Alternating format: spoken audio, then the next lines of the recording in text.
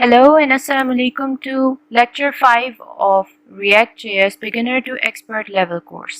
Last lecture में हमने देखा Redux लाइब्रेरी को, उसके मेन फीचर्स को, मेन कंपोनेंट्स को, और हमने फिर देखा कि हम किस तरीके से Redux को अपनी React ऐप में इंटीग्रेट करके और अपनी ऐप को सिंप्लीफाई कर सकते हैं। आज हम देखेंगे React hooks को। What are hooks? React की डॉक्यूमेंटेशन के हिसाब से they let you use state and other React features without writing a class। React documentation में hooks को इस तरह से एक्सप्लेन किया गया है कि ये आपको कैपेबिलिटी देते हैं कि आप बगैर क्लास बनाए या बगैर क्लास कंपोनेंट्स बनाए फंक्शनल कंपोनेंट्स में ही स्टेट और बाकी रिएक्ट फीचर्स यूज़ कर सकते हैं। अभी तक हमने देखा है कि फंक्शनल कंपोनेंट्स जो हैं वो स्टेटलेस कंपोनेंट्स होते हैं और जो क्लास कंपोनेंट्स होते हैं सिर्फ उनमें हम अपनी स्टेट भी डिफाइन कर सकते हैं और लाइफ साइकिल मेथड्स भी सिर्फ उन्हीं में लिख सकते हैं। बट हुक्स के इंट्रोड्यूस होने के बाद अब हमारे पास ये कैपेबिलिटी है कि हम फंक्शनल कंपोनेंट के अंदर भी स्टेट को सेट करवा सकें। लाइकवाइज फंक्शनल कंपोनेंट के अंदर हम अपने साइड इफेक्ट्स को हैंडल कर सकें। किस तरीके से ये हम आपको आगे जाके बताएंगे, बट बेसिक कॉन्सेप्ट हुक्स का यही है कि ये आपको क्लासेस बनाने से या क्लास कंपोनेंट बनाने से प्रिवेंट कर देते हैं और आपके कोड को बहुत हद तक सिंप्लीफाई कर देते हैं। Why hooks? So first of all, जब आप क्लास कंपोनेंट बनाते हैं तो उसमें आपने नोट किया होगा कि आपकी क्लासेस में दिस का कीवर्ड जो है वो कई जगह पे यूज़ हो रहा होता है। चाहे वो आप ES5 अगर यूज़ करें तो आपके कंपोनेंट्स को बाइंड करवाने के लिए, चाहे आपने किसी प्रॉपर्टी को एक्सेस करना हो उसके लिए। और ये बहुत वेल नोन रीज़न है कि जावास्क्रिप्ट में दिस कीवर्ड जो है वो बहुत प्रॉब्लमेटिक होता है और काफ़ी लोगों के लिए ये अंडरस्टैंड करना इवन रिएक्ट के कॉन्सेप्ट से भी ज़्यादा मुश्किल होता है कि उन्होंने दिस कीवर्ड को किस तरह यूज़ करना है। हुक्स हमें ये एबिलिटी देता है कि हम दिस कीवर्ड को यूज़ किए बगैर वो सारी फंक्शनैलिटी जो क्लास में इम्प्लीमेंट कर सकते हैं वो एक फंक्शनल कंपोनेंट में इम्प्लीमेंट कर सकें। लाइकवाइज जब आप क्लास कंपोनेंट्स बनाते हैं तो उसमें कभी कभार ये नोट करने में आता है कि वो क्लास कंपोनेंट्स जो है सही से मिनिफाई नहीं हो पाते और हॉट रीलोडिंग में भी समटाइम्स वो इशू करते हैं और आपको बार बार रिएक्ट ऐप को किल करके और फिर रीस्टार्ट करना पड़ता है या बार बार ब्राउज़र रिफ्रेश करना पड़ता है और फिर जाके आप अपनी चेंजेस को देख पाते हैं। तो ये प्रॉब्लम्स हुक्स के अंदर सॉल्व हो जाते हैं और हुक्स में मिनिफाइंग का कोई इशू नहीं है और हॉट रीलोडिंग भी इसमें नोटिसेबली सही चलती है। थर्ड रीज़न है कि ये हमें अलाउ करती है स्टेटफुल लॉजिक को रीयूज़ करने के लिए। अब रिएक्ट के जितने हमने कॉन्सेप्ट्स पढ़े हैं उसमें हमने HOCs के बारे में यही पढ़ा है कि अगर आपके दो सिमिलर लुकिंग कंपोनेंट्स हों तो आप उन्हें कंबाइन करके वन कंपोनेंट बना सकते हैं जिसे आप हायर ऑर्डर कंपोनेंट कहते हैं और फिर उसके अंदर आप अपना कंपोनेंट भेज के और इस तरीके से आप अपनी स्टेटफुल लॉजिक को एक जगह पे ग्रुप कर सकते हैं। हाउएवर ये काफ़ी टेडियस टास्क है कि आपके पास अगर कोई बहुत कॉम्प्लेक्स कंपोनेंट हो तो उसे आप HOC बनाएं और फिर उसमें आप बाकी कंपोनेंट्स को रैप करें और फिर वो आपको एक न्यू कंपोनेंट दे, फिर आप उस कंपोनेंट को यूज़ करें। तो इस सारी हैसल से हुक्स हमें बचाते हैं और हम हुक्स में आगे जाके पढ़ेंगे कस्टम हुक्स एक चीज़ होते हैं, उसके थ्रू स्टेटफुल लॉजिक को रीयूज़ कर सकते हैं यूजिंग कस्टम हुक्स।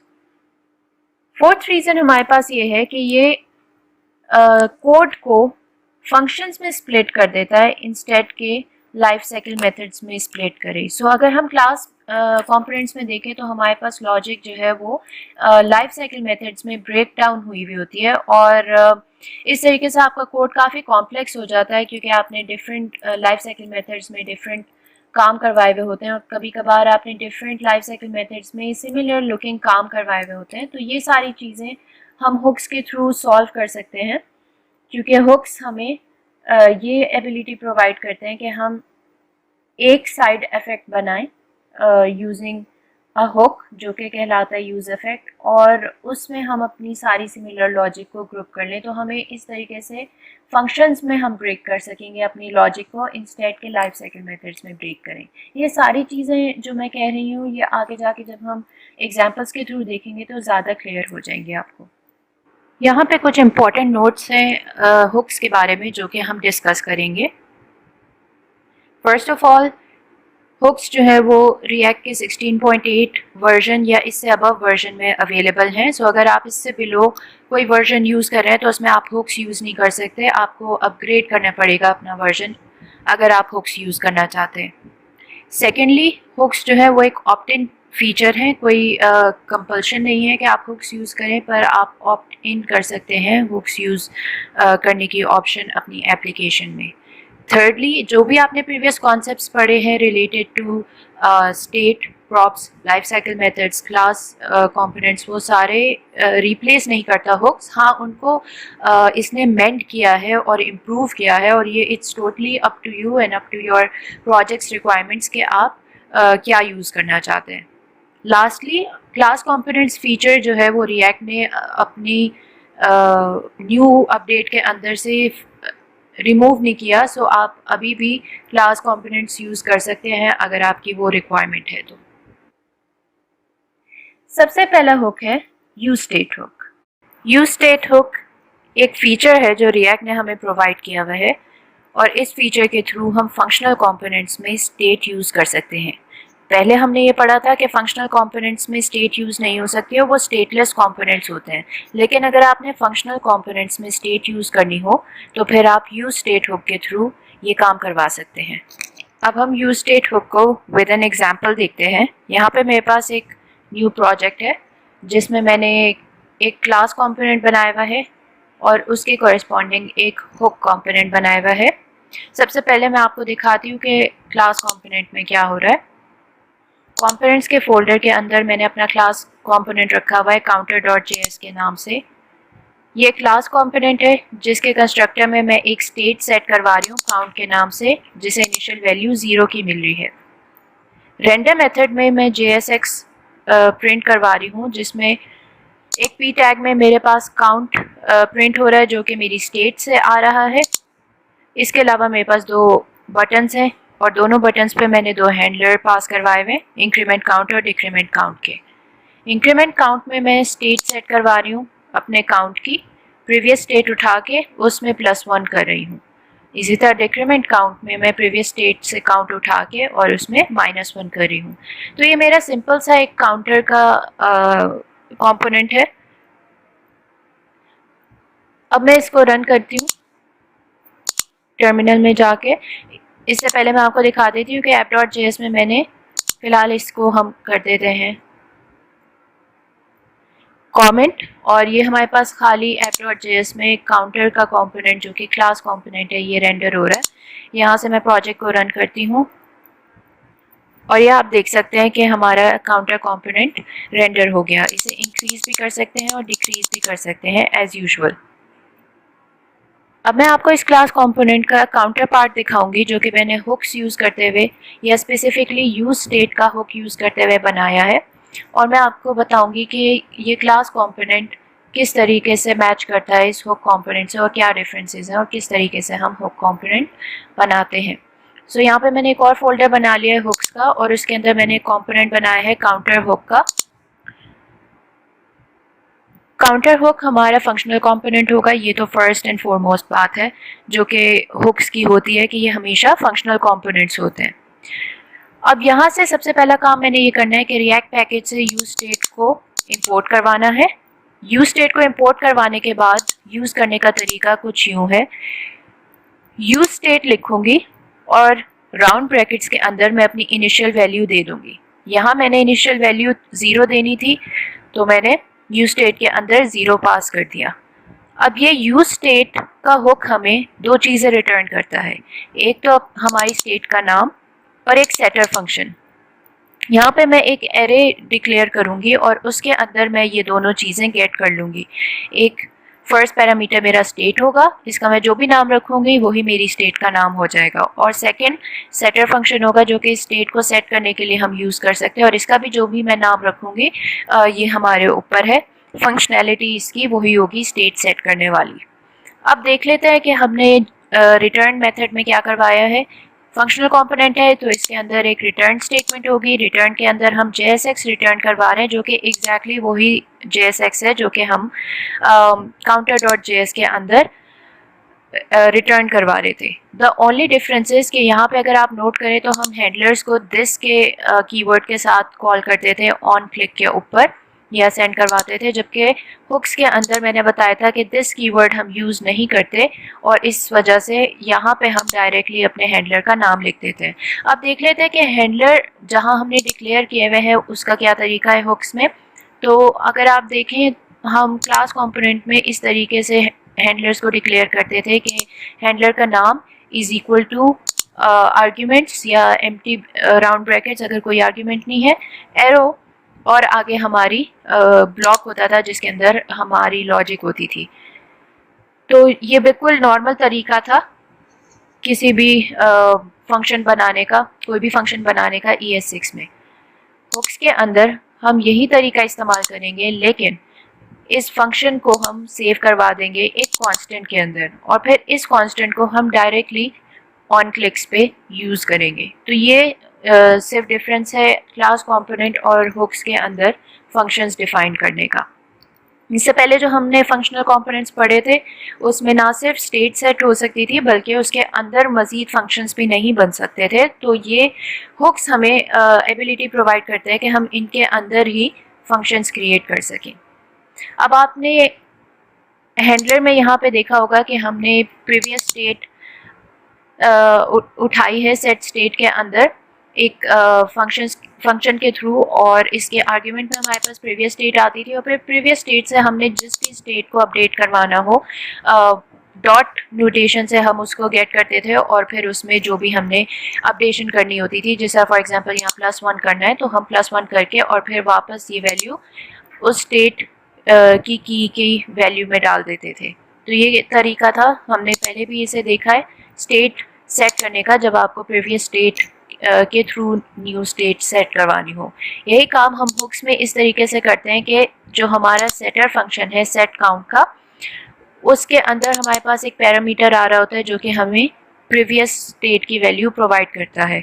हम वो उठाते हैं सिंपली एक फंक्शन यानी बेसिकली सेट काउंट के अंदर पास कर देते हैं और उसके अंदर जो हमारे पास प्रीवियस स्टेट आ रही होती है उसमें हम अपडेशन कर देते हैं और यहाँ से रिटर्न कर देते हैं।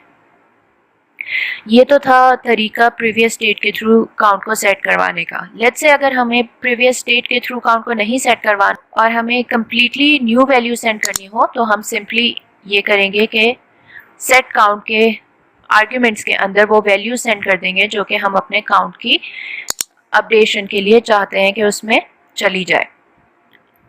तो अब तक हमने देखा कि आप काउंट या अपनी स्टेट को किस तरीके से सेट करवा सकते हैं using previous state as well as new state. अब हम देखेंगे कि हम यूज स्टेट के अंदर कौन कौन सी टाइप्स की वैल्यूज सेंड कर सकते हैं। आप किसी भी डेटा टाइप की वैल्यू इसमें सेंड कर सकते हैं, चाहे वो स्ट्रिंग हो, चाहे वो इंटीजर हो, चाहे वो एरे हो, चाहे वो ऑब्जेक्ट हो। अब एरे और ऑब्जेक्ट देख लेते हैं कि आप किस तरीके से यहाँ पे सेट करवा सकते हैं और फिर उन्हें किस तरीके से इनिशियल वैल्यू भी आप दे सकते हैं। सो फॉर एग्जांपल यहाँ पे अगर मैं एक और स्टेट बनाऊं, इनिशियल वैल्यू सेट कर देंगे और यहाँ पे लेट्स से मैंने लास्ट नेम सेट करवाना हो तो यहाँ पे हम प्रीवियस स्टेट गेट करेंगे और उसके बाद यहाँ पे स्प्रेड नोटेशन यूज़ करते हुए प्रीवियस स्टेट के अंदर अपेंड करवा देंगे एक न्यू प्रॉपर्टी जिसको लेट्स से मैं कह देती हूँ लास्ट नेम, और इस तरीके से मैंने अपनी स्टेट को सेट करवा दिया जब हमारी इनिशियल वैल्यू एक ऑब्जेक्ट थी। लाइकवाइज अगर यही काम हम एरेज के लिए करवाएं तो इस तरीके से करवा सकते हैं।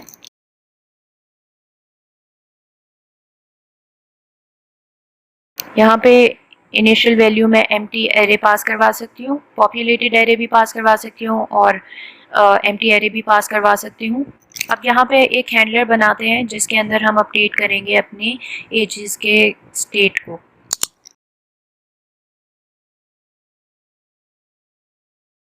एरे टाइप की स्टेट को भी अपडेट करवाने का तरीका कुछ वैसा ही होगा जिस तरीके से हमने ऑब्जेक्ट को अपडेट करवाया है स्प्रेड नोटेशन के थ्रू। यहाँ पे हम एक एरे लेंगे और उसमें स्प्रेड करवा देंगे प्रीवियस स्टेट, जिससे हमारी करंट वैल्यू जो कि स्टेट के अंदर पड़ी हुई है वो हमारे पास आ जाएगी और सिंपली इसमें हम अपेंड करवा देंगे अपनी न्यू वैल्यू को, लेट्स से जो कि एक नंबर है। तो इस तरीके से हमारे पास जो है सेट एजेस भी हमने कर लिया है जो कि एक एरे को अपडेट करी है, और सेट नेम भी कर लिया है जो कि एक ऑब्जेक्ट को अपडेट करी है। और इस तरीके से हमारे पास हमने सारी टाइप्स देख ली हैं यूज स्टेट को यूज़ करने की। अब हमने ये जो एक स्टेट यूज स्टेट यूज़ करते हुए एक हुक कंपोनेंट बनाया है, इसको हम इंपोर्ट करवा देते हैं app.js में इस तरीके से, और उसके बाद हम इसे रेंडर करवा देते हैं अपने क्लास कंपोनेंट के साथ app.js में। और फिर देखते हैं दोनों काउंटर्स का बिहेवियर। टॉप काउंटर हमारा क्लास कंपोनेंट है और बॉटम काउंटर हमारा हुक कंपोनेंट है। अब आप देख सकते हैं हमारे पास दो काउंटर आ रहे हैं, ये क्लास कंपोनेंट वाला काउंटर है और ये हमारा हुक कंपोनेंट वाला काउंटर है। दोनों सेम तरीके से चल रहे हैं, दोनों की परफॉर्मेंस में कोई फ़र्क नहीं, लेकिन दोनों के कोड में आप क्लियरली फ़र्क देख सकते हैं कि किस तरीके से काउंटर हुक जो है उसने हमारे कोड को रिड्यूस भी किया और सिंप्लीफाई भी किया, और किस तरीके से इसने हमारी डेवलपमेंट को फास्ट बनाया है। अब हम देखेंगे यूज़ इफेक्ट हुक। ये एक बहुत इम्पॉर्टेंट हुक है और बेसिकली ये यूज़ होता है साइड इफ़ेक्ट्स को हैंडल करने के लिए अपने कंपोनेंट के अंदर। अगेन यूज़ इफेक्ट यूज़ होता है फंक्शनल कंपोनेंट्स में लाइफ साइकिल मेथड्स के ऑल्टरनेटिव के तौर पे। Most importantly use effect alternate करता है component did mount, component did update और कंपोनेंट विल अनमाउंट के लाइफ साइकिल मेथड्स को। इससे पहले हमने देखा था कि फंक्शनल कंपोनेंट्स में आप लाइफ साइकिल मेथड्स यूज़ नहीं कर सकते थे, लेकिन यूज़ इफेक्ट हुक के फीचर के बाद आप साइड इफ़ेक्ट्स अपने कंपोनेंट में बहुत इजीली हैंडल कर सकते हैं, चाहे वो API कॉल हो चाहे वो DOM मैनिपुलेशन हो। आप इजीली यूज़ इफेक्ट हुक को यूज़ करके इस्तेमाल कर सकते हैं, और किस तरह कर सकते हैं ये अब हम आगे देखेंगे। कोड में जाते हैं। यहाँ पे आप देख रहे हैं कि ये हमारे पास वही क्लास कंपोनेंट है जो कि हमने यूज़ स्टेट के केस में देखा था, सिर्फ यहाँ पे हमने दो चीज़ें ऐड की हैं, एक तो कंपोनेंट डिड माउंट का लाइफ साइकिल और एक कंपोनेंट डिड अपडेट का लाइफ साइकिल। इन दोनों लाइफ साइकिल्स में हम डॉक्यूमेंट के टाइटल को अपडेट करवा रहे हैं। कंपोनेंट डिड माउंट में हम क्या कर रहे हैं कि एज सून एज हमारा कंपोनेंट माउंट हो जाए तो डॉक्यूमेंट टाइटल हमारे स्टेट से काउंट उठाए और वो डिस्प्ले करवा दे काउंट इज, और वो सर्टेन नंबर स्टेट से डिस्प्ले करवा दे। लाइकवाइज हमने कंपोनेंट डिड अपडेट में भी यही काम किया है, और उसकी रीज़न ये है कि एवरी टाइम हम इंक्रीमेंट या डिक्रीमेंट करें अपने काउंटर में, तो जब हमारी स्टेट अपडेट हो और कंपोनेंट री रेंडर हो, तो हमने इनिशियली देखा था कि कंपोनेंट डिड अपडेट हमेशा रन होता है। जब भी अपडेशन हो आपके कंपोनेंट में तो कंपोनेंट डिड अपडेट में भी हमने ये लॉजिक लगा दिया ताकि हमारे इंक्रीमेंट डिक्रीमेंट पे भी हमारे डॉक्यूमेंट का टाइटल रन होता रहे। app.js में जाएंगे, यहाँ पे हम काउंटर हुक को कमेंट आउट करेंगे और अपने क्लास कंपोनेंट को अनकमेंट करके देख लेते हैं कि ब्राउज़र में हमारा करेंटली क्लास कंपोनेंट किस तरीके से वर्क कर रहा है। तो ये हमारा काउंटर है। कंपोनेंट डिड माउंट की लॉजिक की वजह से यहाँ इनिशियली टाइटल आ रहा है काउंट इज 0 क्योंकि इनिशियल वैल्यू 0 है। यहाँ मैं इंक्रीज़ करूँगी, आप देख सकते हैं टाइटल भी इंक्रीज़ हुआ, डिक्रीज़ करूँगी तो टाइटल में भी चेंज आ रहा है। अब हम इसके काउंटर पार्ट को देखेंगे जो कि मैंने ऑलरेडी बना लिया है और वो मैं आपको एक्सप्लेन करूँगी। सो हम काउंटर हुक में जाएंगे। एग्जैक्टली ये वही कंपोनेंट है जो यूज़ स्टेट में हमने यूज़ किया था, एक्सेप्ट कि इसमें एक हमने एडिशन की है जो कि है यूज़ इफेक्ट की। यूज़ इफेक्ट जिस तरीके से आपने यूज़ स्टेट को इम्पोर्ट करवाया था उसी तरीके से यूज़ इफेक्ट को भी आप रिएक्ट के पैकेज से इम्पोर्ट करवा लेंगे। और इसे यूज़ करने का तरीका यह है कि आप लिखेंगे यूज़ इफेक्ट और इसके आर्ग्यूमेंट में पास करेंगे एक फंक्शन। उस फंक्शन के अंदर बेसिकली आप वो सब कुछ एग्जीक्यूट करवाएंगे जो कि आप इस इफेक्ट के अंदर एग्जीक्यूट करवाना चाहते हैं। अब वापस counter.js के अंदर अगर हम जाएं तो हमने कंपोनेंट डिड माउंट के अंदर जो लॉजिक लिखी थी हम एज इट इज़ इसे कॉपी करेंगे और अपने फंक्शन के अंदर लिख देंगे, एक्सेप्ट यहाँ पे this dot state dot count होने के बजाय खाली काउंट होगा क्योंकि यहाँ पे हमारी स्टेट में काउंट है। अब हम इसे रन करके देखते हैं। app.js में इसको क्लास कंपोनेंट को हम कमेंट करते हैं और हुक को अनकमेंट करके और देखते हैं कि अब क्या बिहेवियर है हमारे ब्राउज़र में। तो अब आप देख सकते हैं ये हमारा काउंटर आ रहा है और ये भी क्लास कंपोनेंट की तरह बिल्कुल एफिशिएंटली टाइटल को अपडेट कर रहा है। यहाँ पे नोट करने वाली बात यह है कि यूज़ इफेक्ट के अंदर इस आर्ग्यूमेंट के फंक्शन के अंदर आप जो भी लॉजिक लिखते हैं वो हर रेंडर पे रन होती है। दैट इज़ राइट, जब भी आपका कंपोनेंट माउंट होता है या अपडेट होता है तो ये हर साइकिल पे या हर आइट्रेशन पे ये लॉजिक रन होगी। अब अगर हम चाहते हैं कि हमारा यूज़ इफेक्ट खाली कंपोनेंट डिड माउंट के बिहेवियर को रेप्लिकेट करे, यानी कि सिर्फ तब रन हो जब आपका कंपोनेंट पहली दफ़ा माउंट हो रहा है, तो उसका ये तरीका है कि आप यूज़ इफेक्ट के सेकंड आर्ग्यूमेंट में एम्प्टी एरे पास करवा देंगे। एम्प्टी एरे जब आप पास करवाएंगे तो यूज़ इफेक्ट को बेसिकली यहाँ पे यूज़ इफेक्ट सेकंड आर्ग्यूमेंट में डिपेंडेंसीज लेता है, यानी कि किन चीज़ों पे आपका यूज़ इफेक्ट या किन वेरिएबल्स पे आपका यूज़ इफेक्ट डिपेंडेंट है। अगर ये एरे एम्प्टी सेंड करेंगे तो इसका ये मतलब होगा कि आपने यूज़ इफेक्ट को फर्स्ट टाइम सिर्फ रन करना है और हर रेंडर पे रन नहीं करना। इसको हम देख लेते हैं ब्राउज़र में। अब आप देख सकते हैं ये फर्स्ट टाइम रन हुआ जब हमारा कंपोनेंट अपडेट हुआ। दोबारा रिफ्रेश करके देख लेते हैं तो आप देख सकते हैं कि यहाँ पे हमारे पास काउंट इज 0 आ रहा है। अब आप जब इंक्रीज़ करेंगे या डिक्रीज़ करेंगे तो आपका टाइटल चेंज नहीं होगा। उसकी रीज़न ये है कि आपका यूज़ इफेक्ट से फर्स्ट टाइम रन हुआ है जो कि माउंट पे रन हुआ है और अब आपके कंपोनेंट की अपडेशन पे ये रन नहीं हो रहा। अब हम एक और इंटरेस्टिंग कॉन्सेप्ट देखेंगे। अभी हमने देखा कि यूज़ इफेक्ट को आप किस तरीके से विदाउट डिपेंडेंसी एरे और एम्प्टी डिपेंडेंसी एरे के साथ किस तरह यूज़ कर सकते हैं। एम्प्टी एरे के साथ जो है वो कंपोनेंट डिड माउंट का लाइफ साइकिल को रेप्लिकेट करता है और अगर आप वो डिपेंडेंसी एरे हटा दें तो फिर वो हर रेंडर पे रन होता है। अब यहाँ पे मैंने एक छोटी सी एग्जांपल रखी है। JSX में मैंने यहाँ पे एक इनपुट फील्ड को ऐड किया है, टाइप टेक्स्ट, प्लेस होल्डर रख दिया है, वैल्यू मैंने रख दी है नेम के इक्वल जो कि हमारी स्टेट है जिसके अंदर इस इनपुट वैल्यू की अंदर जो भी हम लिखेंगे वो वैल्यू सेव होगी। और एक ऑन चेंज मेथड के अंदर मैंने हैंडलर को करंटली जो भी लिखा जा रहा है इनपुट फील्ड में वो पास करवा दिया। ये हमारा हैंडलर है हैंडल इनपुट चेंज का जो कि रिसीव कर रहा है एक वैल्यू और उस वैल्यू को वो सेव कर रहा है सेट नेम के सेटर फंक्शन के अंदर नेम की स्टेट में।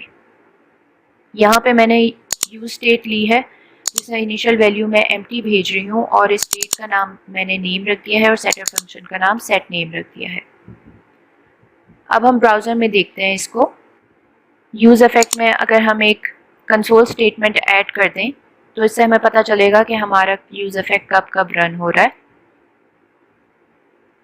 अब ब्राउज़र में जाके देखते हैं। यहाँ हमने इंस्पेक्ट को चलाया हुआ है, कंसोल को क्लियर कर देते हैं। अब आप देख सकते हैं कि हमारा टाइटल जो है वो अपडेट हुआ है। यहाँ पे हम इंक्रीज़ करते हैं और हमारा इफेक्ट जो है वो रन हुआ है, डिक्रीज़ करते हैं तो हमारा इफेक्ट रन हुआ है।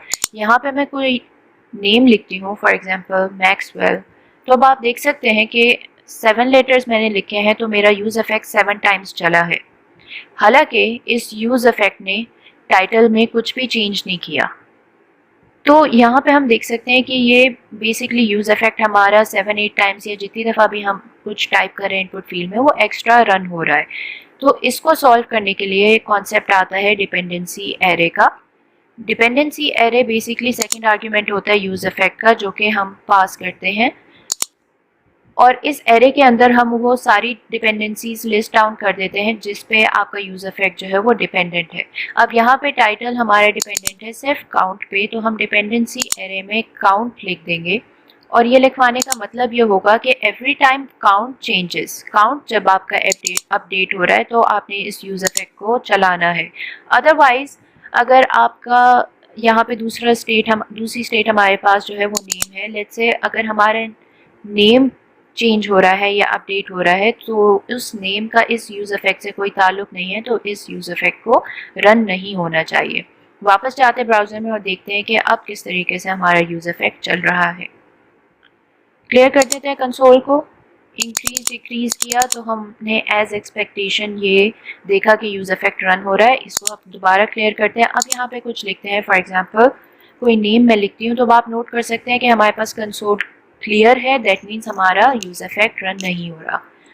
तो इस तरीके से आप ऑप्टिमाइजेशन करवा सकते हो, प्रिवेंट कर सकते हैं extra running of use effect. अब जो कॉन्सेप्ट हम देखेंगे वो एक्सट्रीमली इम्पॉर्टेंट है in terms of using hooks and using use effect hook. Basically इसे हम कोड के एक एग्जाम्पल के थ्रू देखेंगे। यहाँ पे app.js में मैं एक कंपोनेंट कॉल कर रही हूँ जिसका नाम मैंने रख लिया काउंटर रैपर। इसके अंदर देखते हैं क्या है। काउंटर रैपर के अंदर पहले रेंडर मेथड देख लेते हैं। रेंडर मेथड के अंदर मैंने एक काउंटर बटन रेंडर करवाया है और उस काउंटर बटन से एक स्टेट अपडेट हो रही है और उस स्टेट की बेसिस पे हमारा काउंटर जो है वो रेंडर हो रहा है।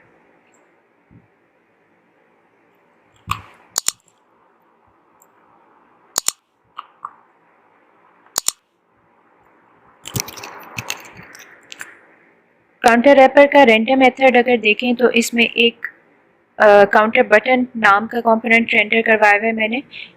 इसके अंदर देख लेते हैं क्या है। ये एक सिंपल बटन है जो कि ऑन क्लिक हैंडलर रिसीव कर रहा है और नेम रिसीव कर रहा है अपने पेरेंट्स से।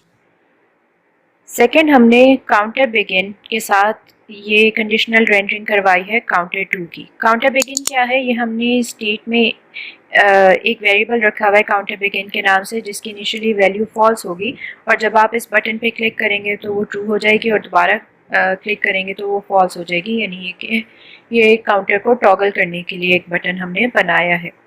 ये इसका हैंडलर है, इसमें हम टॉगल कर रहे हैं अपने काउंटर बिगिन के स्टेट को ट्रू एंड फॉल्स के दरमियान। और ये एक और फंक्शन है गेट नेम जो कि इस टॉगल की बेसिस पे इस बटन का नेम चेंज करेगा from stop counter to start counter and vice versa. तो ये एक हमारा रैपर कंपोनेंट है।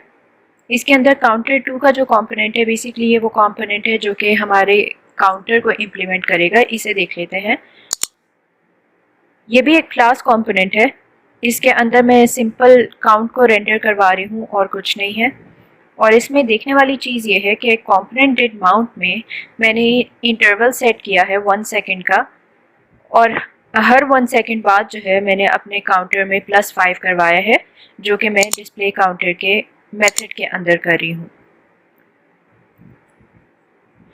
सो हमारा कंपोनेंट माउंट होगा और उसके बाद जो है ये इंटरवल सेट हो जाएगा जिसमें डिस्प्ले काउंटर रन हो जाएगा और इस तरीके से हर 1 सेकेंड के बाद हमारा काउंटर जो है वो अपडेट होना स्टार्ट हो जाएगा।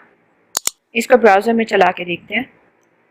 कंसोल खोल लेते हैं और इसके लॉग्स क्लियर कर देते हैं। यहाँ से मैंने काउंटर स्टार्ट किया और मेरा काउंटर जो है वो माउंट हुआ और उसके बाद जो है अपडेट होना स्टार्ट हो गया। अब मैं अपने काउंटर को स्टॉप करूँगी और इससे होना ये चाहिए कि ये कंपोनेंट काउंटर का हाइड हो जाना चाहिए। तो मैंने स्टॉप किया और यहाँ पे मेरे पास एक वार्निंग आई है जो कि कह रही है can't perform a React state update on unmounted component, this is a no op but it indicates a memory leak in your application. तो यहाँ पे इंडिकेशन हमें आई है कि हमारी मेमोरी लीक हो रही है। किस तरीके से, अगर आप ये नोट करें तो हमारा काउंटर का कंपोनेंट अनमाउंट हो गया है। अब हमारे पास डॉम पे वो डिस्प्ले नहीं हो रहा, ब्राउज़र पे डिस्प्ले नहीं हो रहा, लेकिन अगर आप यहाँ पे लॉग्स देखें तो काउंटर इज़ अपडेटिंग का लॉग हमारे पास अभी तक आ रहा है, विच मीन्स कि हमारा काउंटर जो है वो या जो स्टेट हम सेट करवा रहे थे अपनी, वो अभी तक सेट हो रही है। तो उस स्टेट को सेट ना होने से रोकने के लिए, बिकॉज ये कंपोनेंट अनमाउंट हो गया है, तो हमें स्टेट को अपडेट करना भी रोकना होगा और उसके लिए हम यूज़ करेंगे कंपोनेंट विल अनमाउंट।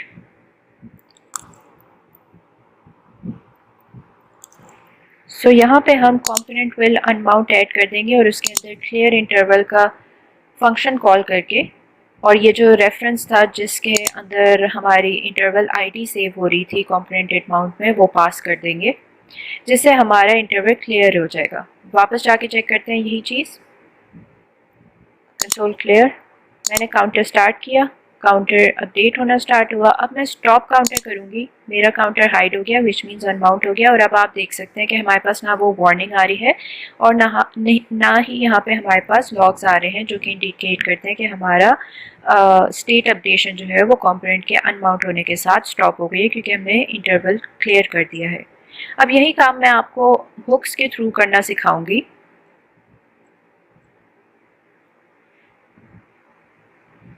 यहाँ पे काउंटर रैपर में जहाँ हमने क्लास कंपोनेंट को रेंडर करवाया हुआ था, इसको हम कमेंट आउट कर देंगे, और जहाँ हमने हुक बनाया हुआ है उसे अनकमेंट कर देंगे।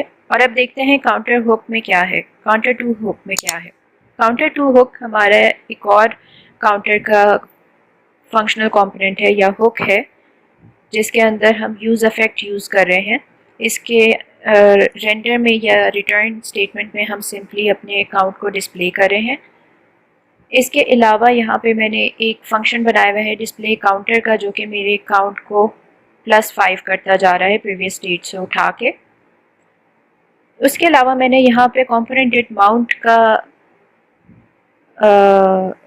मैकेनिज़्म को रेप्लिकेट करने के लिए एक यूज़ इफेक्ट यूज़ किया हुआ है, जिसमें मैं सेट इंटरवल करवा रही हूँ और डिस्प्ले काउंटर के मेथड को कॉल कर रही हूँ, और 1 सेकेंड का इंटरवल मैंने इसे दिया हुआ है।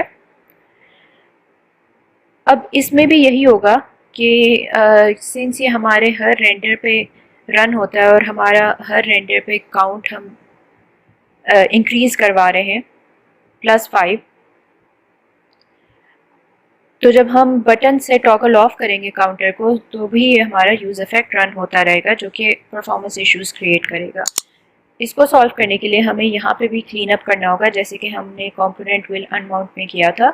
उसके लिए एक सिंपल सा हम काम करेंगे, हम लिखेंगे रिटर्न और एक फंक्शन बनाएंगे, और इस फंक्शन के अंदर हम क्लियर इंटरवल करवा देंगे और इस क्लियर इंटरवल में आईडी भेज देंगे जो हमें काउंटडाउन में सेव करवा रहे हैं।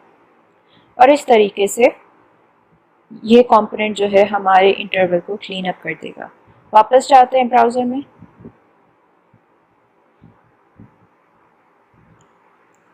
कंसोल क्लियर करते हैं। यहाँ आप देख सकते हैं ये हमारा काउंटर रन होना स्टार्ट हो गया, अपडेट हो रहा है, और अब हम स्टॉप करेंगे और ये हाइड हो गया, और अब आप देख सकते हैं कि लॉगिंग भी स्टॉप हो गई है, विच मीन्स कि हमारा इंटरवल क्लियर हो गया है। तो ये तो कुछ यूजेस थे यूज़ इफेक्ट के, जिसमें हमने देखा कि आप यूज़ इफेक्ट के थ्रू कंपोनेंट डिट माउंट का किस तरीके से ऑल्टरनेटिव बना सकते हैं, कंपोनेंट डिड अपडेट का और कंपोनेंट विल अनमाउंट का। नेक्स्ट हुक जो हम देखेंगे वो है यूज़ कॉल बैक हुक। ये एक परफॉर्मेंस ऑप्टिमाइजेशन के लिए हुक यूज़ किया जाता है, जो कि रिएक्ट ने इंट्रोड्यूस करवाया है, और ये हैंड्स इन हैंड्स चलता है usually with react.memo. Now react.memo is not the same thing, is not same as the use memo hook, जो कि एक और हुक है। react.memo बेसिकली एक HOC है जो कि react पैकेज या react लाइब्रेरी हमें प्रोवाइड करती है, जिसके ज़रिए हम अपने कंपोनेंट्स, फंक्शनल कंपोनेंट्स को ऑप्टिमाइज़ कर सकते हैं बाय सेविंग सम रेंडर्स। अगेन react.memo जो है वो कंपोनेंट की रेंडरिंग स्टॉप करने के लिए यूज़ नहीं करते हम, बल्कि परफॉर्मेंस ऑप्टिमाइजेशन के लिए करते हैं, और ये परफॉर्मेंस ऑप्टिमाइजेशन करता प्रॉप्स की शैलो कंपैरिजन से है, जिससे ये डिटरमिन करता है कि कैश्ड वर्जन यूज़ करना बेहतर है या फिर कंपोनेंट को री रेंडर होना चाहिए। सबसे पहले हम देखेंगे react.memo को, और फिर देखेंगे कि किस तरीके से हम यूज़ कॉल बैक के थ्रू मज़ीद ऑप्टिमाइजेशन करवा सकते हैं। यहाँ पे मैंने एक हुक कंपोनेंट बनाया है काउंटर रैपर हुक के नाम से।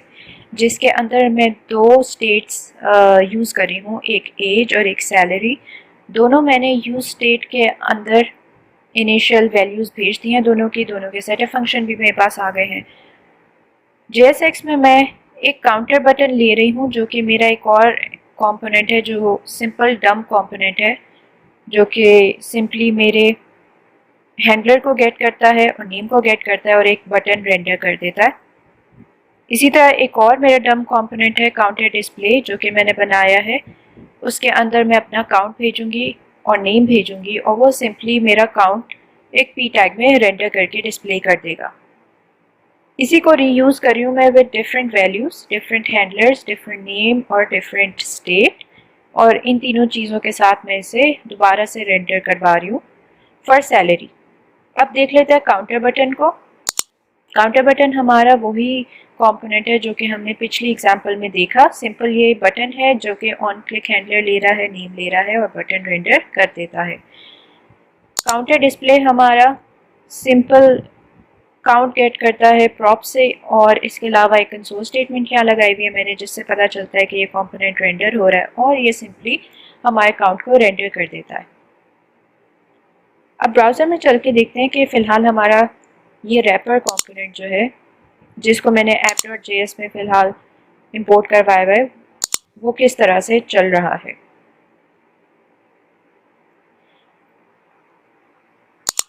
ये आप देख सकते हैं ब्राउज़र पे हमारे पास चारों कंपोनेंट्स जो हमने रेंडर करवाए थे वो डिस्प्ले हो रहे हैं, और इन सब के साथ सबकी लॉग स्टेटमेंट्स भी डिस्प्ले हो रही हैं। तो इनिशियली जब हमारा पेज रीलोड हुआ, ये चारों कंपोनेंट्स रेंडर हुए, तो इन चारों की रेंडरिंग लॉग्स जो है वो हमारे पास आ गए। अब इसे क्लियर करते हैं और देखते हैं कि जब हम इंक्रीमेंट एज करते हैं तो हमारे पास कितने कंपोनेंट्स री रेंडर होते हैं। इंक्रीमेंट एज पे हमने क्लिक किया, चारों कंपोनेंट्स री रेंडर हुए।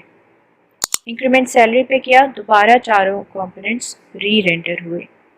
तो इससे हमें क्या पता चल रहा है कि हम जितनी दफ़ा भी अपने बटन्स पे क्लिक कर रहे हैं, जो बटन्स स्टेट अपडेशन से रिलेटेड नहीं भी हैं, वो भी या वो कंपोनेंट्स भी दोबारा से रेंडर हो रहे हैं। अब ये तो छोटा सा एक हमारे पास सिनेरियो है जिसमें हमारे पास रेंडर में तकरीबन 4 कंपोनेंट्स हैं, but there could be complex apps जिसमें आपके पास एक रेंडर के अंदर, रेंडर मेथड के अंदर लेट्स से 25 कंपोनेंट्स रेंडर हो रहे हो। अगर वहाँ पे आप यही स्कीम फॉलो करेंगे कि एक कंपोनेंट में कोई स्टेट चेंज आए तो बाकी 24 कंपोनेंट्स री रेंडर हो, तो इससे आपकी ऐप काफ़ी स्लो डाउन हो जाएगी। इस तरह के सिनेरियो में परफॉर्मेंस को बूस्ट देने के लिए आप रिएक्ट का एक फीचर यूज़ करते हैं जो कि है रिएक्ट मेमो। वापस जाते हैं कोड में और देखते हैं कि हम किस तरीके से react.memo को यूटिलाइज कर सकते हैं। यहाँ से हम जाएंगे काउंटर बटन के कंपोनेंट के अंदर। react.memo सिर्फ फंक्शनल कंपोनेंट्स पे परफॉर्मेंस बूस्टिंग कर सकता है, तो यहाँ पे हम react.memo के अंदर अपना कंपोनेंट सेंड करवा देंगे। react.memo अगेन हमारा एक हायर ऑर्डर कंपोनेंट है जो कि हमने इनिशियल लेक्चर्स में पढ़ा था। इसी तरह काउंटर डिस्प्ले को भी हम रैप करवा देंगे react.memo के अंदर। वापस ब्राउज़र पे जाते हैं और अब देखते हैं कि हमारे react.memo ने किस तरीके से हमारी रेंडरिंग को ऑप्टिमाइज़ किया है। लॉग्स क्लियर किए। अब मैं इंक्रीमेंट एज करूँगी। सो मैंने इंक्रीमेंट एज जब किया तो मेरा इंक्रीमेंट एजेस रेंडरिंग यानी कि ये बटन री रेंडर हुआ है। Counter displays rendering for increment age यानी कि ये कंपोनेंट रेंडर हुआ है जो कि काउंटर डिस्प्ले था। लेकिन उसके अलावा हम देखें तो इंक्रीमेंट सैलरी यानी ये वाला बटन भी री रेंडर हुआ है। And it doesn't make sense क्योंकि हमने तो खाली इसकी स्टेट चेंज की है, तो इसको चेंज होने से क्या ताल्लुक़ है, हम तो इसमें एज की स्टेट सेंड भी नहीं करवा रहे। लाइकवाइज अगर इसे क्लियर कर दूँ मैं और इंक्रीमेंट सैलरी करूँ तो आप नोट करेंगे कि इंक्रीमेंट एज इज़ रेंडरिंग यानी ये बटन भी रेंडर होगा। इसके रीज़न ये है, वापस कोड में जाते हैं। इसकी रीज़न ये है कि इन दोनों बटन्स में हम दो हैंडलर सेंड करवा रहे हैं, इंक्रीज एज और इंक्रीज सैलरी। जब भी आपका कंपोनेंट पेरेंट कंपोनेंट री रेंडर होता है तो उसे ये पर्सपेक्टिव मिलता है कि हर बार ये हैंडलर क्रिएट हो रहा है। और since react dot memo shallow comparison करता है तो वो ये कंपेयर नहीं कर पाता कि जो हैंडलर हमारे पास इस कंपोनेंट के अंदर आ रहा है वो हैंडलर पिछले हैंडलर जैसा ही है। सो उसे हर दफ़ा ये लगता है कि एक न्यू हैंडलर क्रिएट हुआ है और वो पास डाउन हुआ है, इसलिए हर रेंडर में वो दोनों बटन्स को, चाहे आप एज के बटन पे क्लिक करें चाहे आप सैलरी के बटन पे क्लिक करें, दोनों हैंडलर्स को वो रीबिल्ड हुआ हुआ समझता है और उसकी बेसिस पे वो काउंटर बटन को री रेंडर करवा देता है। इस तरह के सिनेरियोज के लिए हम यूज़ करते हैं, बहुत ही इफेक्टिव हुक है, यूज़ कॉल बैक। अब हम देखते हैं कि हम किस तरीके से यूज़ कॉल बैक को यूज़ करते हुए मज़ीद ऑप्टिमाइजेशन करवा सकते हैं अपने कंपोनेंट के अंदर। सो यहाँ पे हम हैंडलर जहाँ पे डिफाइन कर रहे हैं वहाँ पे हम कॉल करेंगे यूज़ कॉल बैक हुक को, जो कि 2 पैरामीटर्स लेता है। First parameter function, second parameter dependency array. तो हम अपने हैंडलर को फर्स्ट पैरामीटर में पास करेंगे और सेकंड पैरामीटर में माई डिपेंडेंसी एरे आएगी और इस एरे के अंदर वो सारे पैरामीटर्स या वो सारे वेरिएबल्स होंगे जिस पे हमारा हैंडलर डिपेंडेंट है। तो यहाँ पे सैलरी, क्योंकि हम से चेंज करवा रहे हैं सेट सैलरी के थ्रू, तो हमारा हैंडलर डिपेंडेंट है सैलरी स्टेट के ऊपर, इसलिए हम डिपेंडेंसी एरे में सैलरी पास कर देंगे।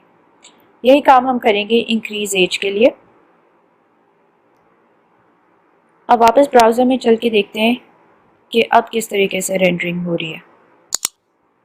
यहाँ पे आप देख सकते हैं इनिशियली हमारे पास चारों कंपोनेंट्स रेंडर हुए। कंसोल को क्लियर करते हैं, इंक्रीमेंट एज पे क्लिक करते हैं।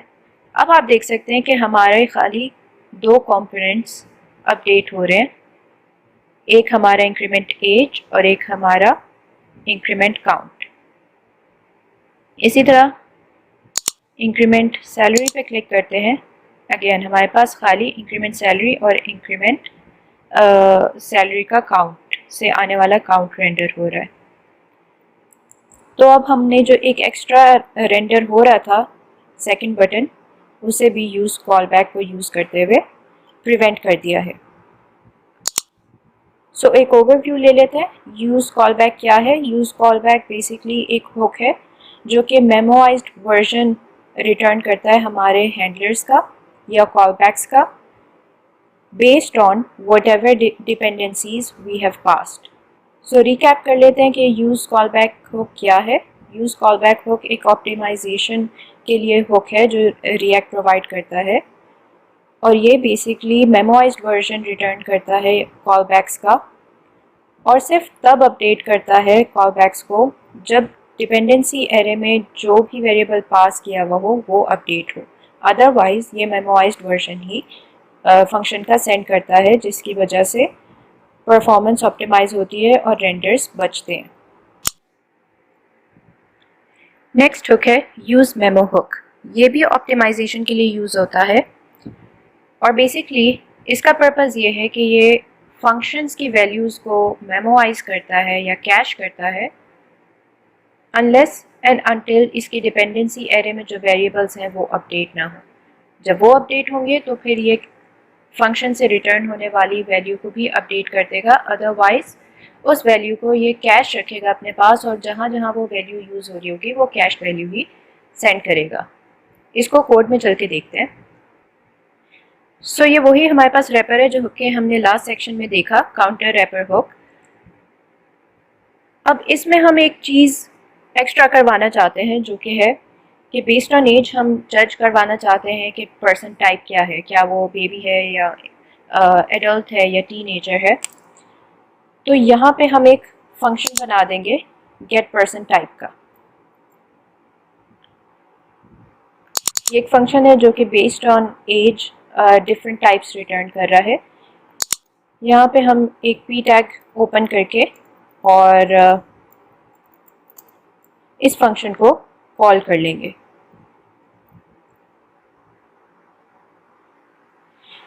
इसको ब्राउज़र में रन करके देखते हैं। आप देख सकते हैं कि ये पर्सन टाइप हमें दे रहा है और बेस्ड ऑन डिफरेंट एजेस ये हमें बता रहा है कि पर्सन टाइप चेंज हो रही है। Everything looks good at the moment. वापस कोड में जाएंगे। गेट पर्सन टाइप तो एक हमारा छोटा सा फंक्शन था जो कोई ख़ास कंप्यूटेशन नहीं कर रहा, लेकिन लेट्स से ये कोई बहुत बड़ा फंक्शन होता है जिसमें काफ़ी कंप्यूटेशन हो रही होती। फॉर एग्जांपल मॉक किस तरह कर लेते हैं कंप्यूटेशन को के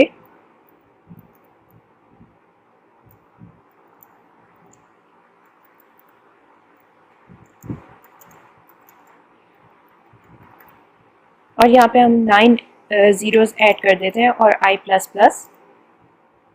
सो जब भी गेट पर्सन टाइप कॉल होगा पहले ये वाइल लूप चलेगा और उसके बाद ये सारी कंप्यूटेशन होगी। अब ब्राउज़र पे चल के देखते हैं कि हमारी ऐप किस तरह रन हो रही है। सो यहाँ पे इंक्रीमेंट एज पे मैंने क्लिक किया। अब आप नोट करें कि there is a slight delay before this count is updated या before this person type is updated. तो ये थोड़ा सा डिले आया। अब दोबारा से एक और चीज़ नोट करते हैं कि जब हम इंक्रीमेंट सैलरी करेंगे तो उस पर भी डिले आ रहा है। हालांकि हमने जिस मेथड में पर्सन टाइप का जो मेथड है उसमें खाली एज की स्टेट को यूज़ किया है, सैलरी स्टेट को तो यूज़ ही नहीं किया। तो हमारा पर्सपेक्टिव ये था कि जब हम इंक्रीमेंट सैलरी करेंगे तो वो फ़ौरन से अपडेट हो जाएगा, बिकॉज़ उसके लिए हमें पर्सन टाइप गेट करने की ज़रूरत नहीं है। लेकिन हो ये रहा है कि जब आप इंक्रीमेंट सैलरी करते हैं आपकी स्टेट अपडेट होती है, आपका कंपोनेंट री रेंडर होता है और कंपोनेंट री रेंडर जब होता है तो गेट पर्सन टाइप दोबारा से कॉल होता है और गेट पर्सन टाइप जब दोबारा से कॉल होता है तो दोबारा ये सारी कंप्यूटेशन होती है, जिसकी वजह से ये आप डिले नोट कर रहे हैं। इस प्रॉब्लम को सॉल्व करने के लिए हम यूज़ करते हैं यूज़ मेमो। यूज़ मेमो एक और हुक है जो कि रिएक्ट हमें प्रोवाइड करता है और इसे हम कुछ इस तरीके से यूज़ कर सकते हैं कि यूज़ मेमो और ये फर्स्ट पैरामीटर में लेता है फंक्शन। तो यहाँ से हम फंक्शन को कट करके पेस्ट कर देंगे और सेकंड आर्गुमेंट में ये लेता है वो डिपेंडेंसी या वो वेरिएबल जिसके चेंज होने पे इसे इस फंक्शन की कंप्यूटेशन कंप्यूट करनी चाहिए या कुछ रिटर्न करना चाहिए। तो यहाँ पे सिंस हम एज की बेसिस पे कंप्यूटेशन कर रहे हैं अपनी सारी, तो यहाँ हम एज सेंड कर देंगे, जिसका ये मतलब होगा कि यूज़ मेमो को ये फंक्शन सिर्फ तब रन करना चाहिए जब हमारी एज वैल्यू चेंज हो, अदरवाइज़ इसे इस फंक्शन की वैल्यू को कैश्ड रखना है और उसे ही आगे सेंड करना है। यूज़ मेमो की वैल्यू को हम सेव कर देंगे पर्सन टाइप में और पर्सन टाइप को हम यहाँ पे कॉल कर लेंगे। अब ब्राउज़र में चल के देखते हैं कि अब क्या बिहेवियर है। अब हम सैलरी में इंक्रीमेंट करके देखते हैं कि क्या वो डिले अभी भी आ रहा है। तो अब आप नोट कर सकते हैं कि सैलरी के अंदर से वो डिले आना बंद हो गया है, क्योंकि अब सैलरी पे पर्सन टाइप डिपेंडेंट नहीं है, तो वो कैश्ड वैल्यू यूज़ कर रहा है जो कि यहाँ पे है इन्फेंट, और उसे दोबारा से गेट पर्सन टाइप का फंक्शन रन नहीं करना पड़ रहा और इस तरीके से हमारी काफ़ी हद तक कंप्यूटेशन बच रही है और परफॉर्मेंस ऑप्टिमाइज़ हो रही है। अब हम इंक्रीमेंट एज करेंगे तो ये वो प्रॉपर डिले लेगा, बट अगेन हम सैलरी इंक्रीमेंट करेंगे तो कोई डिले नहीं होगा। तो ये तो था पर्पस रिएक्ट मेमो का। अब आप सोच रहे होंगे कि जो हमने इससे पहले बुक पढ़ा है यूज़ कॉल बैक, उसका भी तो सिमिलर फंक्शन ही था। तो यहाँ पे इन दोनों हुक्स के दरमियान एक छोटा सा डिफरेंस है, वो ये कि यूज़ कॉल बैक जो है कॉल बैक्स को कैश करके और उस कैश्ड कॉल बैक को आगे यूज़ करता है, जिसकी वजह से हमारा कंपोनेंट मेमोआइज हो जाता है। जबकि यूज़ मेमो हुक जो है वो कॉल बैक की रिटर्न वैल्यू को कैश करता है और उस कैश्ड वैल्यू को वो आगे सेंड करता है, जिसकी वजह से हमारा कंपोनेंट काफ़ी हद तक ऑप्टिमाइज हो जाता है। रिएक्ट हमें एक और इम्पॉर्टेंट हुक प्रोवाइड करता है जिसे हम कहते हैं यूज़ रेफ हुक। ये हुक हम यूज़ कर सकते हैं for DOM manipulation as well as to update the value of mutable variables in your application. किस तरीके से, ये हम कोड में जाके देखते हैं। तो ये हमारा app.js का कंपोनेंट है, इसके अंदर हम इनपुट फील्ड के कंपोनेंट को कॉल कर रहे हैं। ये इनपुट फील्ड का कंपोनेंट मैंने बनाया हुआ है हुक्स फोल्डर के अंदर, और ये एक सिंपल सा कंपोनेंट है जिसके अंदर हम रेंडर करवा रहे हैं एक इनपुट फील्ड। अब बेसिकली मैं चाहती हूँ कि ये इनपुट जो है जब पेज मेरा लोड हो या ये मेरा कंपोनेंट माउंट हो तो फ़ौरन ये मेरी इनपुट फील्ड फोकस हो जाए। तो इसको फोकस करवाने के लिए हम यूज़ करेंगे useRef का हुक। सबसे पहले हम useRef को इंपोर्ट करवाएंगे, उसके बाद हम useRef कॉल करेंगे और उसके अंदर इनिशियल वैल्यू भेज देंगे नल, और वो जो रिटर्न करेगा वो रेफरेंस हम सेव कर लेंगे एक वेरिएबल में जिसका नाम मैंने इनपुट रेफ रखा है। उसके बाद इनपुट फील्ड के अंदर जो रिजर्व्ड हमारा एट्रीब्यूट रेफ का होता है हम उसके इक्वल रखेंगे हमारा इनपुट रेफ का रेफरेंस। और अब हम चाहते हैं कि जैसे ही हमारा कंपोनेंट माउंट हो तो हम अपने इनपुट फील्ड को फोकस करवा लें, तो हम यूज़ इफेक्ट को इंपोर्ट करवाएंगे और यूज़ इफेक्ट को कॉल करेंगे और उसके फर्स्ट आर्ग्यूमेंट में अपनी लॉजिक सेंड कर देंगे in the form of a function, और सेकेंड आर्ग्यूमेंट में हम एम्प्टी एरे पास कर देंगे क्योंकि हम चाहते हैं कि यूज़ इफेक्ट सिर्फ ऑन माउंट चले या कंपोनेंट माउंट होने पे रन हो। अब यहाँ पे हम किस तरीके से अपने इनपुट फील्ड को फोकस करवा सकते हैं, हम कॉल करेंगे इनपुट रेफ डॉट करंट डॉट फोकस, और इस तरीके से हमारी इनपुट फील्ड फोकस हो जाएगी। अब ये डॉट करंट की प्रॉपर्टी कहाँ से आई है, ये रिएक्ट खुद ऐड करता है रेफरेंस के अंदर, और इस डॉट करंट प्रॉपर्टी के थ्रू हम जिस भी डॉम नोड को हमने ये रेफरेंस पास किया है वो फोकस या वो गेट कर सकते हैं।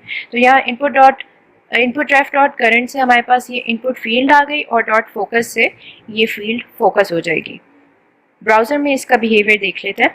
तो ये आप देख सकते हैं हमने जैसे ही अपना कंपोनेंट या अपना पेज रीलोड किया है तो हमारे पास इनपुट फील्ड फोकस्ड फॉर्म में आई है। तो ये तो था यूज़रेफ का एक यूजेज जिसके थ्रू हम डॉम नोड्स को मैनिपुलेट कर सकते हैं।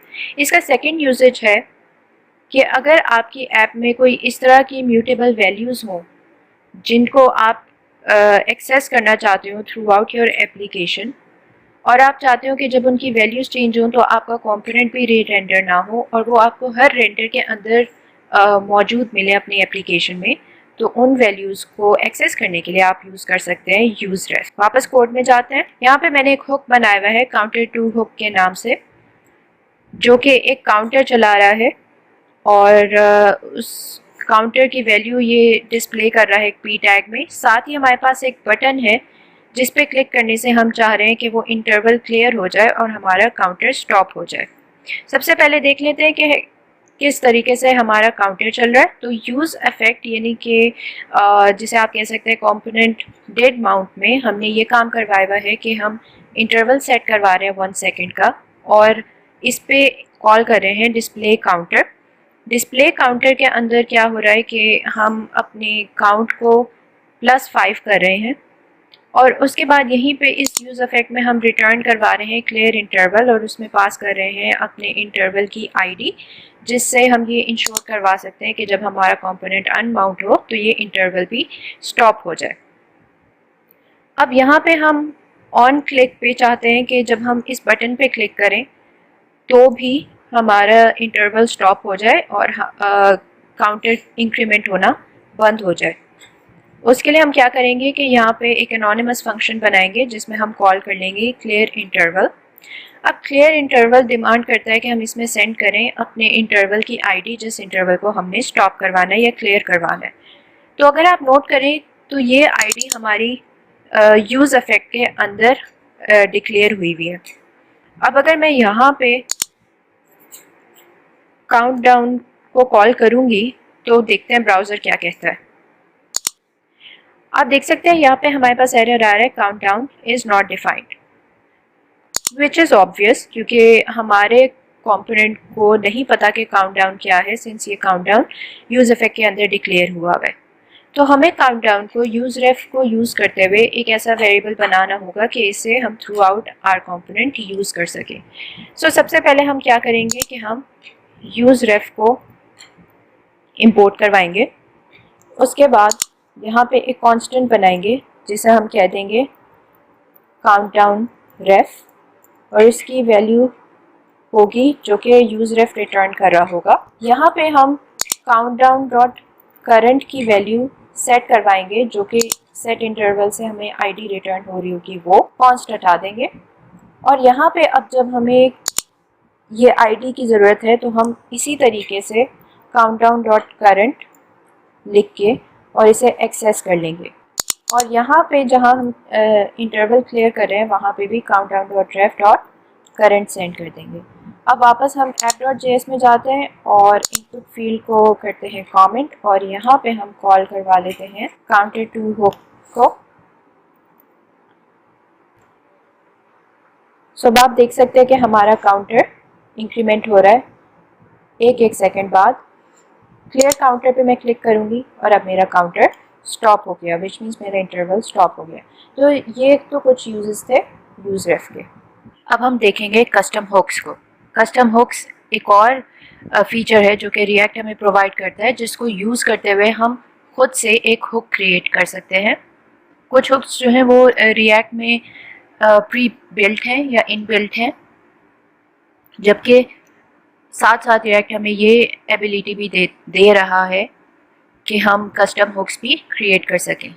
सो फर्स्ट रूल, कोई भी आप कस्टम हुक बनाने लगें तो पहली चीज़ जो आपको मद्देनज़र रखनी चाहिए वो ये कि आपका हुक यूज़ के कीवर्ड के साथ स्टार्ट हो रहा हो। For example use counter, for example use timer, for example use timer, use counter वगैरह वगैरह। जब आप यूज़ कीवर्ड लगाते हैं तो फिर रिएक्ट उसे हुक समझता है और फिर वो हुक की सारी एबिलिटीज़ उसके अंदर इनेबल कर देता है। अगर आप यूज़ नहीं लगाएंगे तो वो उसे हुक नहीं समझेगा या उस कंपोनेंट को नहीं समझ आएगा कि ये एक हुक है, और हुक वाली फैसिलिटीज़ वो उस कंपोनेंट पे अवेल नहीं कर सकेगा। सो आप कस्टम हुक्स बना के दूसरे हुक्स के अंदर भी यूज़ कर सकते हैं और एक कस्टम हुक के अंदर इनबिल्ट हुक्स भी यूज़ कर सकते हैं। तो आइए कोड में चल के इसका एक डेमो लेते हैं। सो ये हमारे पास एक सिंपल सा काउंटर है, ये हमने पहले भी देखा था। इसके अंदर हमारे पास इंक्रीमेंट और डिक्रीमेंट का एक बटन है, इसके अलावा काउंट हमारा डिस्प्ले हो रहा है। यहाँ पे हमारे पास इंक्रीमेंट और डिक्रीमेंट के हैंडलर्स हैं, और यूज़ इफेक्ट में हम डॉक्यूमेंट का टाइटल अपडेट करवा रहे हैं बेस्ड ऑन काउंट, जो कि हम स्टेट से गेट कर रहे हैं। अब यहाँ हम चाहते हैं कि ये जो यूज़ इफेक्ट वाला काम है ये हम उठा के कस्टम हुक में एक कस्टम हुक बनाएं और उसमें डाल दें, ताकि ये लॉजिक मल्टीपल जगहों पे यूज़ हो सके। जिस तरह से हमने हायर ऑर्डर कंपोनेंट्स के बारे में पढ़ा था कि सिमिलर लॉजिक को ग्रुप करने के लिए हम एक कंपोनेंट बना देते हैं हायर ऑर्डर कंपोनेंट के नाम से, जिसमें फिर हम कोई भी कंपोनेंट सेंड करते हैं तो वो ट्रांसफॉर्म होके न्यू कंपोनेंट में तब्दील हो जाता है। इसी तरह हम कस्टम हुक्स इसलिए बनाते हैं कि जो हमारी स्टेटफुल लॉजिक है उसे हम एक जगह पे ग्रुप कर सकें और बार बार हमें डिफरेंट कंपोनेंट्स में सेम लॉजिक को बार बार लिखना ना पड़े। हम सिंपल कस्टम हुक को इंपोर्ट करवाएं और उसे यूज़ कर लें। तो यहाँ पे अब ये जो लॉजिक है जिसमें हम डॉक्यूमेंट टाइटल को अपडेट कर रहे हैं, फॉर एग्जांपल इसको मैं एक कस्टम हुक में डालना चाहती हूँ, तो यहाँ पे मैंने एक कस्टम हुक बनाया है यूज़ काउंटर के नाम से। ये कस्टम हुक रिसीव कर रहा है एक पैरामीटर, और ये वो पैरामीटर है जिसको हमने यूज़ करना है डॉक्यूमेंट डॉट टाइटल को अपडेट कराते हुए।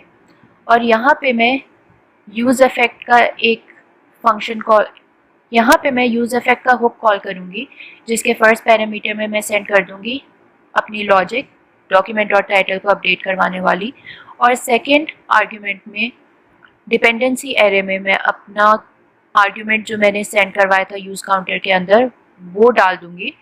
और उसके डालने का मकसद ये है कि एवरी टाइम काउंट चेंजेस तो ये मेरा यूज़ इफेक्ट ट्रिगर हो। अब यहाँ देख सकते हैं आप कि मैंने रिटर्न कुछ भी नहीं करवाया, क्योंकि रिटर्न हमें इसमें इस स्पेसिफिक एग्जाम्पल में नहीं करवाना कुछ भी, हमें सिंपल यूज़ इफेक्ट की फंक्शनैलिटी को एक जगह पे रखना था, तो हमने वो करवा दिया। अब देखते हैं कि हम इस यूज़ काउंटर को यूज़ किस तरह कर सकते हैं। वापस जाएंगे अपने काउंटर के कंपोनेंट के अंदर, यहाँ पे हम इंपोर्ट करवाएंगे अपने कस्टम हुक को।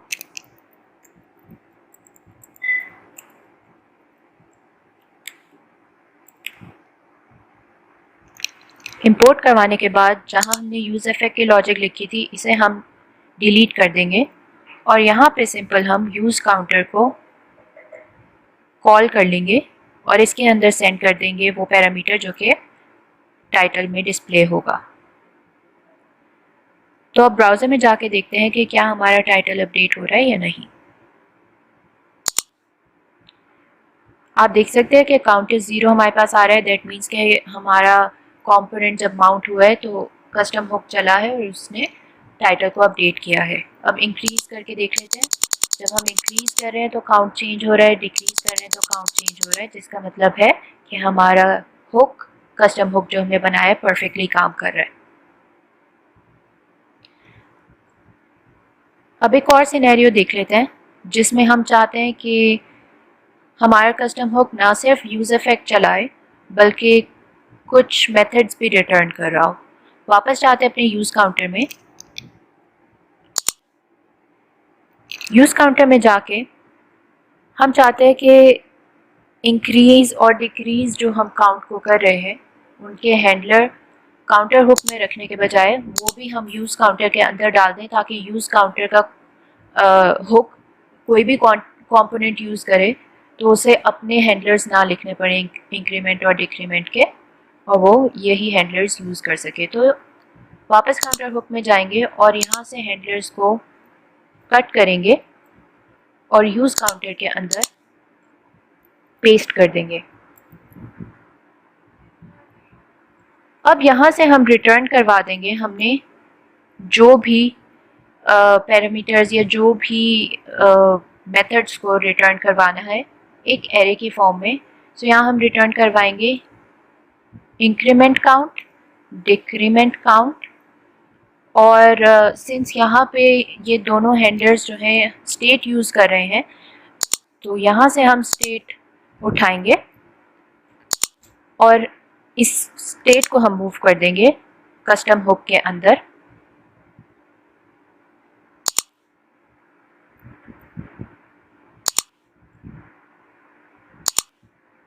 और साथ ही यहाँ से हम रिटर्न करवा देंगे स्टेट भी जो कि काउंट है। अब वापस जाते हैं काउंटर हुक में। यहाँ पे हमने यूज़ काउंटर को इंपोर्ट करवाया हुआ है। अब हम यूज़ काउंटर से क्योंकि कुछ रिटर्न करवा रहे हैं तो यहाँ पे हम रिटर्न वैल्यू को गेट कर लेंगे। सबसे पहले हम गेट करेंगे काउंट को, फिर इंक्रीमेंट काउंट को और फिर डिक्रीमेंट काउंट को। और ये सारी जो चीज़ें हमें रिटर्न कर रहा है हमारा कस्टम हुक, इसे हम अपने रेंडर या रिटर्न स्टेटमेंट में यूज़ कर लेंगे। यूज़ काउंटर में यहाँ पे यूज़ इफेक्ट को भी इंपोर्ट करवा लेंगे, सॉरी यूज़ स्टेट को भी इंपोर्ट करवा लेंगे। यहाँ पे हमें कुछ भी पास करवाने की ज़रूरत नहीं है क्योंकि अब हम स्टेट को यहीं पे हैंडल कर रहे हैं और यहाँ से हम रिमूव कर देंगे। अब आप देख सकते हैं कि हमारा काउंटर दोबारा से रेंडर हो गया। अब हम इंक्रीज करवा रहे हैं तो वो भी सही काम कर रहे हैं, डिक्रीज करवा रहे हैं तो वो भी सही काम कर रहे हैं। तो ये तो तरीका था कस्टम हुक्स बनाने का और कस्टम हुक्स को कुछ डिफरेंट सिनेरियोज में यूज़ करने का। सो इस लेक्चर में हमने कवर किए हैं हुक्स और स्पेसिफिकली हमने कवर किया है use state, use effect, use ref, use callback, react memo और यूज़ मेमो को। इसके अलावा बहुत सारे हुक्स अवेलेबल हैं जैसे कि यूज़ कॉन्टेक्स्ट, यूज़ रिड्यूसर और बहुत सारे इस तरह के हुक्स हैं जो कि आप मज़ीद स्टडी कर सकते हैं रिएक्ट की डॉक्यूमेंटेशन से। मैंने वो हुक्स कवर किए हैं जो कि सबसे ज़्यादा इम्पॉर्टेंट हैं या वाइडली यूज़ किए जाते हैं। अब नेक्स्ट लेक्चर में हमने जो ई कॉमर्स वेबसाइट बनाई थी उसको कन्वर्ट करने की कोशिश करेंगे हुक्स के ज़रिए। So that's all for this lecture. See you in the next lecture.